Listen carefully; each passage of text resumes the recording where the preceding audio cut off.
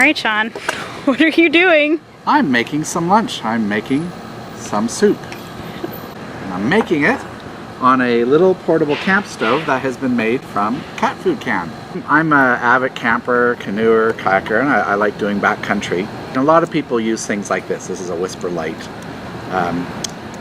And it folds down, but it's still a little bit heavy, and you have to take your fuel bottle. These can also be expensive. They're great. I've taken this one all over the place. But if you're just going on a day hike and maybe you just want to heat up some soup or some tea, there's a great thing you can do. You can make a little stove out of a cat food can. So you get a cat food can. Now it could be a tuna can. What I like to do is take pliers. I have a multi-tool here, and there's, I don't know if you can see, but there's that lid that's a little sharp. So I like to bend that sharp edge down. So there, I've flattened that so it's not as sharp.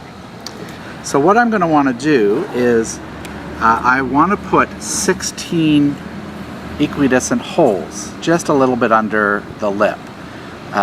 So I'm going to just use my Sharpie and make two right across from each other. There. So now what you're going to want to do is get your hole punch, and you're going to want to punch holes at where those dots are. I put the hole about there. I want to leave a little bit of space so that there's some rigidity to the metal. So now we're just going to go around and make our 16 holes. So there, we've done our first row of 16 holes. So now what we're going to do is a second row of holes below the first, but they're going to be offset.